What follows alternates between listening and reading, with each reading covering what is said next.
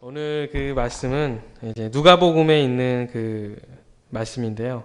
베드로가 예수님을 만나는 그런 장면을 이제 이야기하고 있습니다.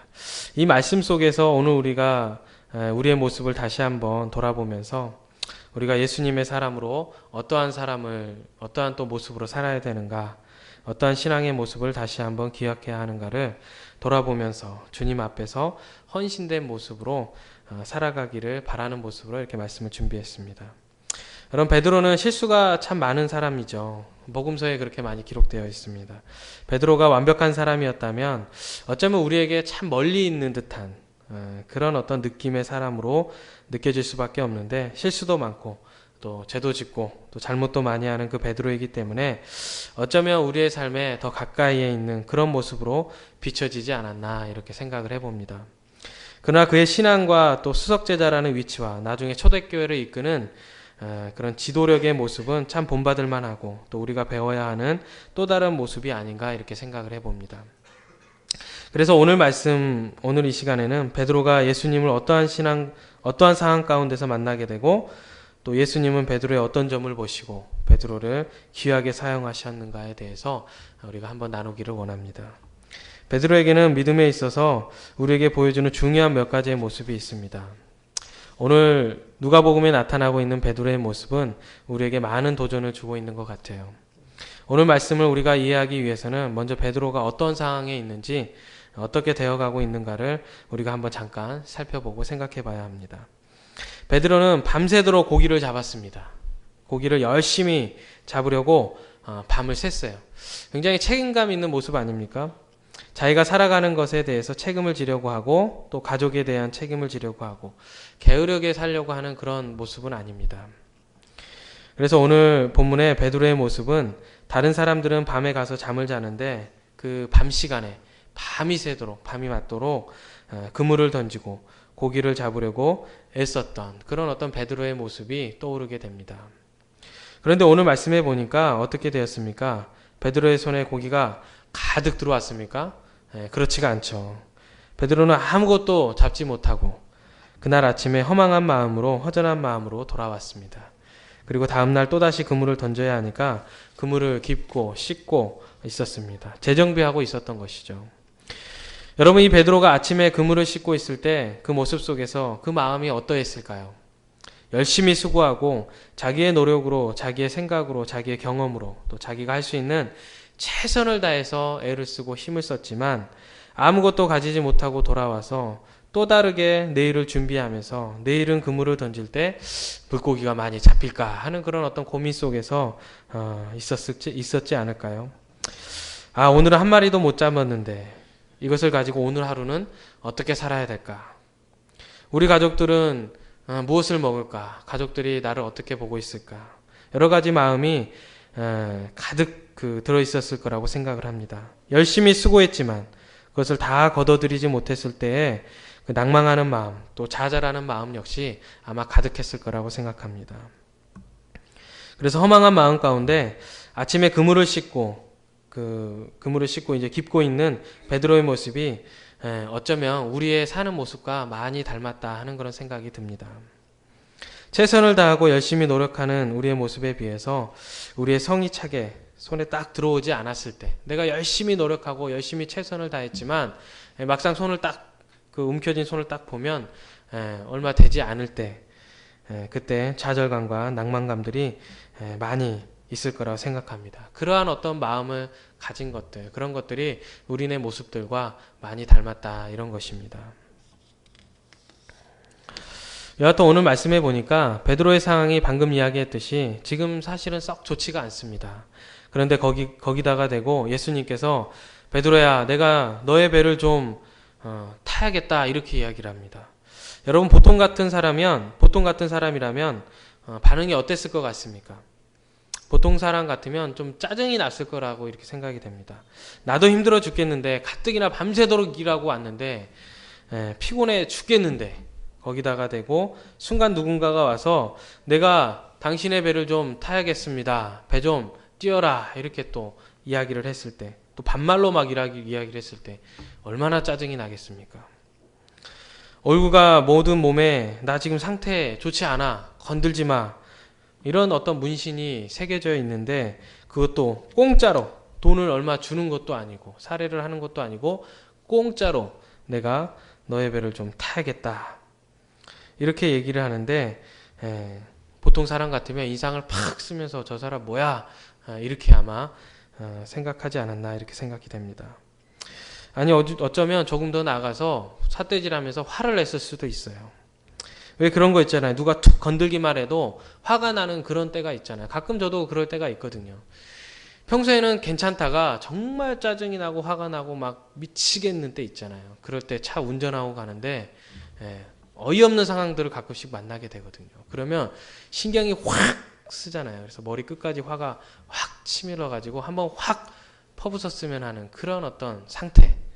그래서 누가 건들기만 해봐라 하는 그런 어떤 상태가, 그리고 마치 누가 건드려주면 고맙다는 듯이 거기다가 쏟아내는 그런 어떤 상태.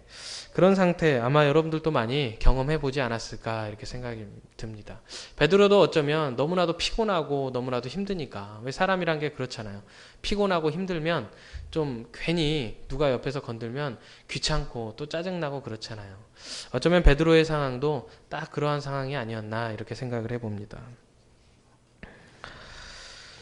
그리고 그러한 모습들로 살아가는 게 보통 사람들의 모습입니다. 그런데 베드로가 보통 사람들과 달랐던 점은 바로 이런 부분입니다. 첫 번째로 어떤 거냐면, 베드로에게서 우리가 배울 점, 또 베드로가 우리와 달랐던 것은 예수님께서 내가 너의 배를 좀 타야겠다, 너의 배를 좀 띄어라 라고 말씀하시는 그 말씀을 듣고 예수님을 자기 배에 올라타게 했다는 것입니다. 그것은 예수님과 베드로의 인격적인 만남의 시작이고 신앙의 아주 중요한 시작 부분입니다. 아무리 힘들고 지치는 그 순간이 이제는 날 좀 내버려 두면 좋겠어. 아무도 날 좀 건드리지 좀 않았으면 좋겠어. 나 혼자 그냥 그렇게 두면 되지. 자꾸 건드려라고 하는 그 순간, 그렇게 생각하는 그 순간에 어쩌면 예수님께서 오시는 그런 순간일지도 모릅니다. 그럴 때 예수님을 자기 배에 모시는 것이 신앙에 있어서 아주 중요한 터닝포인트가 됩니다. 우리의 신앙에 있어서 우리가 신앙의 그 믿음으로 올바로 설 수 있는 아주 중요한 시점은 바로 우리가 낭망하고 좌절했을 때, 허망했을 때, 내 힘으로 하지 못한다는 것을 깨달았을 때, 그 순간에 바로 예수님과 아주 깊은 교제를 할 수 있다는 것입니다. 그리고 그 순간에 예수님께서는 놓치지 않으시고 찾아오는 분이십니다.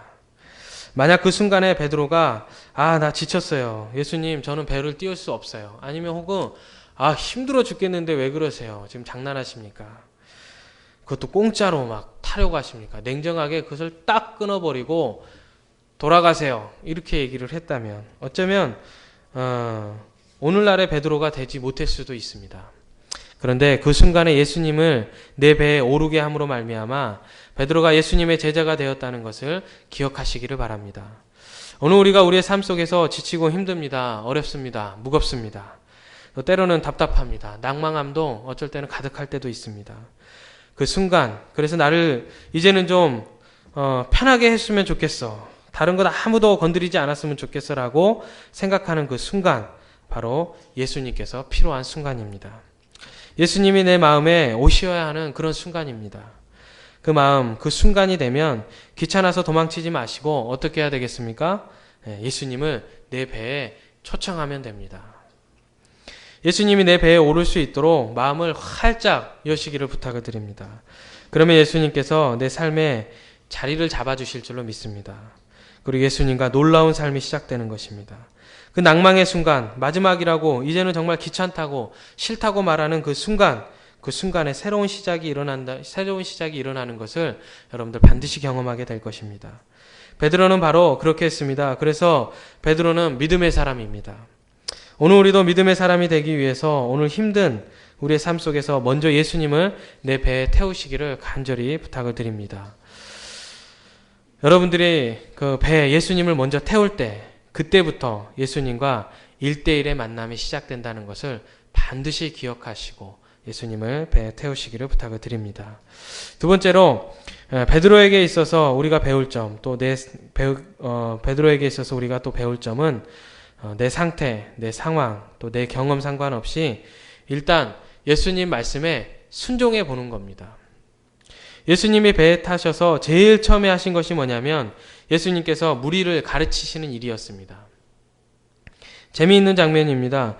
무리들이 가득 해변가에 모여 있는데 예수님께서 배를 타고 어느 정도 좀 그 육지에서 약간 떨어진 상태에서 말씀을 전하십니다.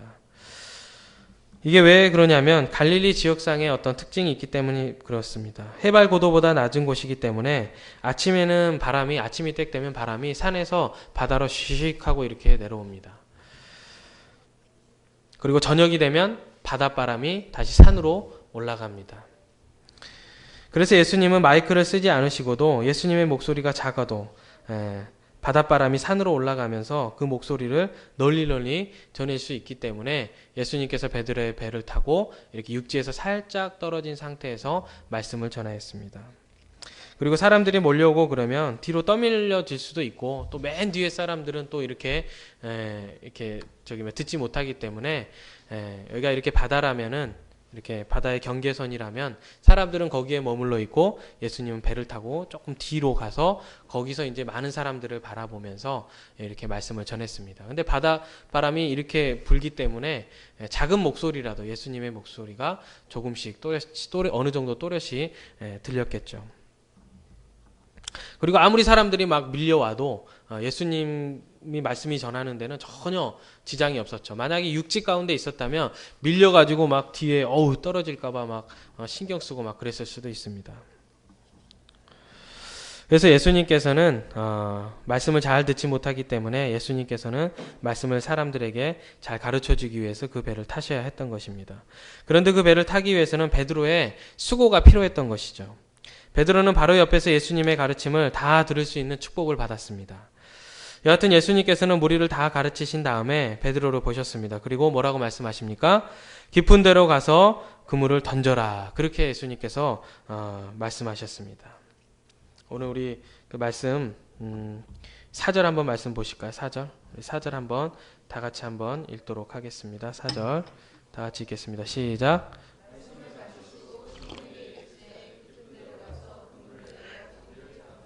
네. 베드로에게 이렇게 얘기했어요. 깊은 데로 가서 그물을 던져서 고기를 한번 잡아라. 이렇게 얘기했어요. 이것은 여러 사람들에게 말한 것이 아니라 베드로에게 1대1로 다가오시는 예수님의 명령이었습니다. 예수님의 명령은 네가 이제 깊은 곳으로 가라. 그렇게 얘기를 하셨어요. 베드로는 지난밤에 그물을 건지고 낚았습니다. 그리고 그것뿐이었습니다. 나면서부터 지금까지 이 바닷가에 살았습니다. 이 바닷가 호수라면 구석구석까지 다 압니다. 어부들의 특징은 물때가 언제고 또 고기들이 언제 모이는지 그것들을 잘 압니다. 그게 어부의 지식이에요. 이제까지 살아온 그것이 경륜입니다. 그런데 그 모든 것들을 다해서 지난밤에 열심히 고기를 잡으려고 했지만 자신의 모든 노하우들을 동원해서 한 마리라도 잡으려고 열심히 노력을 했지만 한 마리도 잡지 못했습니다. 아침이 되어서 그물을 던져서 잡을 수 있느냐? 그랬으면 베드로가 가서 그물을 아직까지도 던지고 있겠죠. 근데 자기 생각에는 안 되는 것입니다. 자신의 경험으로 봤을 때는 이것은 안 되는 것이에요. 그런데 예수님의 말씀은 무엇입니까? 깊은 곳에 가서 그물을 던져라. 그렇게 이야기를 합니다. 여러분 어떻습니까? 베드로의 지식과 경험과 자신의 모든 경륜과 일맥상통한 그런 어떤 말입니까? 전혀 다릅니다. 베드로는 이 호수를 너무나도 잘합니다. 베드로에게 있어서 이 말씀은 아닌 것이에요. 이제까지도 피곤한데 나를 더 피곤하게 하는 그런 어떤 말씀인 거예요. 지친 나에게 더 지치게 만드는 그런 말씀입니다. 가서 그물을 던져라. 이것은 말도 안 되는 소리인데 안 그래도 피곤해서 힘들어 죽겠는데 안 그래도 그거 던지기 싫어 죽겠는데 가서 던지라는 것이에요. 말도 안 되는 소리인 것입니다. 그런데 이 말씀의 의미는 그것이 아닙니다. 바로 그 경륜과 그 지식과 삶의 모든 경험을 넘어서라는 말씀입니다.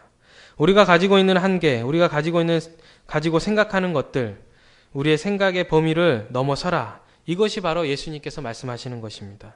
깊은 곳이라는 것은 다른 곳이 아니라 바로 우리가 생각할 수 없는, 우리가 볼 수 없는 더 깊은 곳을 말하는 것입니다. 그것은 하나님의 영역입니다.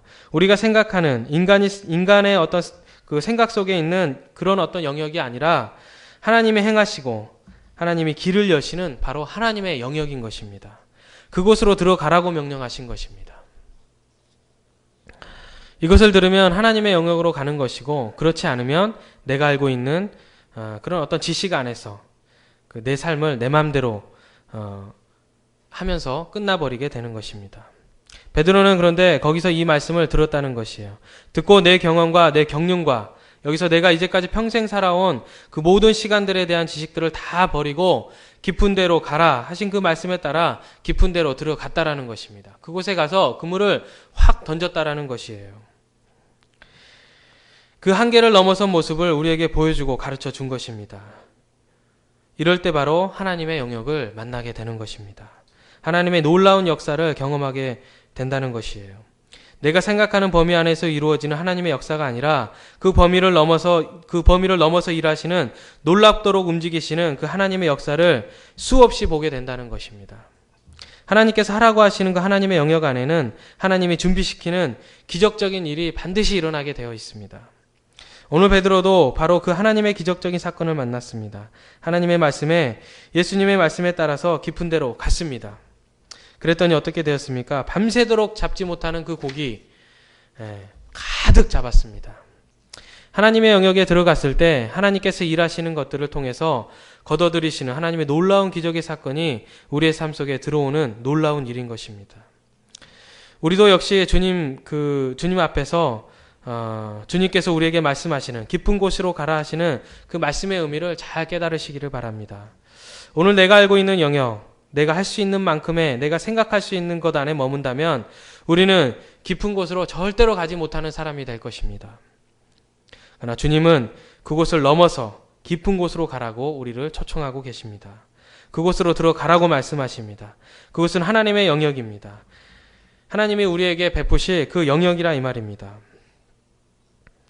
우리의 지식으로는 도저히 그것이 아닌 것이에요. 하나님의 말씀에 도저히 순종할 수 없는 그런 영역인 것이에요. 근데 가라고 명령했을 때, 그렇게 우리가 들어갔을 때, 하나님의 영역 안으로 들어갔을 때 우리는 놀라운 것을 경험하게 된다는 것입니다. 그러면 여러분, 우리의 힘과 우리의 능력이 되지 못한다, 그래서 나는 아무것도 할 수 없다, 나는 여기에 머물러야겠다라고 생각하지 마시고 반드시 그 영역으로 들어가시기를 바랍니다. 가만히 있으시면 안 됩니다. 그것은 믿지 않는 사람도 그렇게 할 수가 있습니다. 믿지 않는 사람들은 자기의 생각에 그냥 거기에 멈춰서 가지고 가만히 있을 수 있어요. 더 이상 움직이지 않을 수가 있습니다. 그러나 예수 믿는 사람은 예수님의 말씀에 따라서 내 지식과 상관없이 내 생각에는 아닌 것 같아도 예수님께서 명령하시면 그 말씀에 순종해서, 의지해서 그곳으로 넘어가야 된다는 것입니다. 주님, 내가 밤이 맞도록 수고해서 아무것도 없는 것이 없지만은 말씀에 의지해서 가보겠습니다. 이게 베드로의 고백인 것입니다. 베드로가 예수님께 그 앞에서 말씀하는 것이에요. 주님, 밤이 맞도록 수고했습니다. 먼저 그 전제를 깔아줍니다. 밤이 맞도록, 제가 그동안에 제가 가지고 있는 그 지식으로 정말로 밤새도록 고기를 열심히 잡아봤습니다. 근데 한 마리도 잡지 못했습니다. 그러나 주님께서 말씀하셨으니까 깊은 데로 가서, 그곳은 제가 생각하기에 말이 안 되는 것 같지만 그곳에 한번 가서 그물을 던져 보겠습니다. 주님 말씀을 의지해서 제가 한번 그물을 내리겠습니다. 그렇게 말하는 것이에요. 그렇게 고백하고 가서 실천했습니다. 여러분, 이게 하나님의 사람입니다. 이게 믿는 사람과 믿지 않는 사람의 차이예요. 믿는 사람은 그것은 아니니까, 말도 안 되니까 안 가는 것입니다. 그러나 믿는 자는 가는 것이에요. 여러분, 이것이 믿는 사람과 믿지 않는 사람의 차이입니다. 하나님의 사람은 여러분 다릅니다. 우리가 우리 힘으로 될 수 없고 만들어질 수도 없고 이루어질 수 없는 것, 그러나 우리의 생각의 범위에서 머물지 아니하고 주님 말씀하시면 그 말씀을 의지해서 주님 제가 가겠습니다라고 고백하고 주의 말씀을 의지하는 것이에요. 그것이 여러분 그리스도인인 것입니다. 예수님은 그런 사람들에게 놀라운 기적을 행하십니다. 우리의 삶에 경험할 수 없는 하나님의 역사를 우리의 삶에 정말 많이 보여주십니다. 여러분, 어떤 삶을 살기를 원하십니까? 그저 듣기만 하고 아무것도 하지 않는 믿음 없는 사람들처럼 똑같이 그런 삶을 살기를 원하십니까? 아니면 내가 예수님을 믿음으로 이제 그 말씀을 의지하여서 하나님의 영역으로 들어가는 그런 사람으로 살기를 선택하기를 원하십니까? 주님의 말씀을 붙잡는 그런 사람들이 되시기를 간절히 축복합니다. 말씀을 의지하시기를 간절히 원합니다. 여기서 중요한 단어는 의지라는 단어입니다. 의지라는 단어는 내 힘을 빼고 거기에 힘을 주는 것입니다. 의지한다는 것은 자기 힘으로 설 수 없고 걸어갈 수 없기 때문에 지팡이를 잡는 것과 같습니다. 의지한다는 것은 우리의 생각으로 가는 것이 아닙니다. 우리의 힘을 옮겨드리는 것입니다. 나의 중심을 주님 앞으로 옮겨드리는 것, 그것이 의지하는 것입니다. 주의 말씀을 간절히 의지하시기를 부탁을 드립니다. 하나님의 말씀을 들어놓고 내 생각을 의지하지 말고 주의 말씀을 들었다면 그 말씀을 의지하시기를 부탁을 드립니다. 그 말씀을 내 중심에 실으시기를 바랍니다. 그러면 주님이 함께 하시는 역사가 일어날 줄로 믿습니다. 그렇게 했더니 베드로의 삶이 바뀌었습니다. 그렇게 했더니 베드로가 이제는 어제는 고기를 못 잡아서 무엇을 먹을까? 내일은 어떻게 그물을 던질까? 앞으로는 어떻게 살아가야지라고 생각하는 그런 어떤 삶을 주님께서 바꾸어 주셨습니다. 이제는 내가 사람 낚는 어부가 될 것이다. 예, 맞습니다. 베드로는 사람 낚는 어부가 실제로 되었습니다.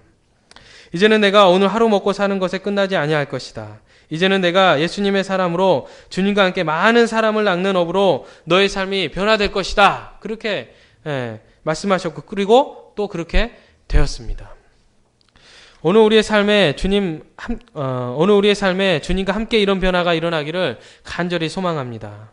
하나님의 영역 안에서 일어나는 놀라운 역사를 경험할 수 있기를 간절히 바랍니다. 말씀에 의지하여서 우리의 삶을 살아갈 수 있기를 간절히 축복합니다.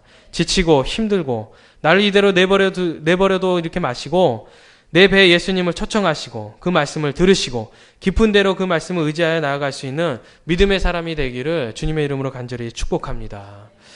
여러분, 하나님의 인도하심이라는 것이 있습니다. 때로는 그 인도하심이 뭔가 내 마음에 안 들 수도 있어요. 그러나 하나님의 인도하심이라는 것은 반드시 있습니다. 제가 이 세빛교회를 이제 사임을 하고 수도교회라는 그 교회 이렇게 서류를 넣었는데 원서를 넣었는데 그 교회 담임 목사님이 저에게 직접 전화를 하셨어요.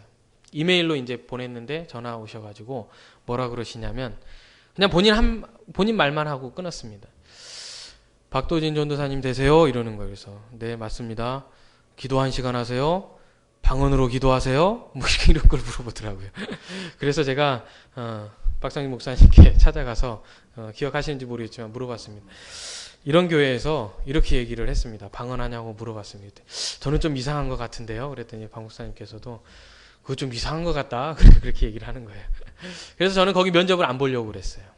근데 몇 시간 후에 전화가 왔어요. 그 전도사님한테 전화가 와가지고 전도사님 그 면접 한번 보러 오시라고 사모님과 같이 오세요. 이렇게 얘기를 하더라고요. 그래서 솔직히 딱히 그런 면접 본 데도 없었고 그래가지고 뭐 한번 보기라도 하자. 그리고 홈페이지도 들어가 봤는데 홈페이지도 뭐 제대로 안 돼 있더라고요. 그래서 그냥 작은 교회인가 보다 그렇게 생각하고 말았어요. 알겠습니다 하고 말았습니다. 근데 그 다음 날인가 다른 곳에서 다른 두 군데를 딱 제가 넣었는데 다른 곳에서 연락이 서울 어디 무슨 교회였는데 거기는 한 200명 정도 됐었어요. 거기를 딱 가니까 가자마자 하는 얘기가 뭐 몇 마디 이렇게 나눴는데 바로 그 날짜 맞춰서 오시면 되겠어요. 그렇게 얘기를 하더라고요. 뭐 괜찮았습니다. 교회도 뭐 그렇게 작은 것도 아니었었고 침례교에서 작은 것도 아니었었고 그리고 여러 가지 조건도 집도 주신다고 하셨고 여러 가지 조건도 괜찮았어요. 근데 그 마음이라는 게 있어요. 이상하게 그게 아닌 거예요. 이렇게 하는데 그게 아닌 겁니다. 그래서 일단은 그러면 기도해보고 오겠습니다. 그렇게 하고 왔어요.